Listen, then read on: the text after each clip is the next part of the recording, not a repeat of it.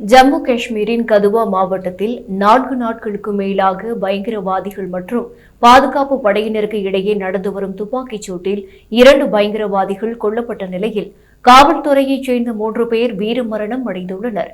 நடந்து வரும் துப்பாக்கிச் சூடு குறித்து பேசிய பாதுகாப்பு படை அதிகாரிகள், ஹிரநகர் பகுதியில் இருந்து சுமார் 30 கிலோமீட்டர் தொலைவில் உள்ள ஜோகேலே கிராம பகுதியில் மார்ச் 23ஆம் தேதி இரு தரப்பினருக்கும் இடையே துப்பாக்கிச் சூடு ஆரம்பித்தது.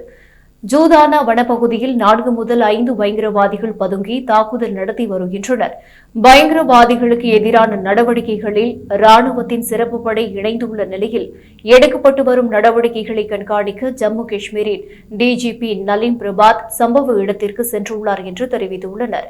மேலும் ஹிரான் நகரில் ஞாயிற்றுக்கிழமை நடந்த துப்பாக்கிச் சண்டைக்கு பிறகு தப்பிச் சென்ற அதே பயங்கரவாத குழுதான் வியாழக்கிழமை நடந்த என்கவுண்டரில் ஈடுபட்டுள்ளனர் என்றும், ராணுவம், NSG, BSF மற்றும் CRPF இணைந்து பயங்கரவாதிகளுக்கு எதிரான நடவடிக்கையில் ஈடுபடுத்தப்பட்டுள்ளனர் என்றும் பாதுகாப்பு படை அதிகாரிகள் தெரிவித்தனர்.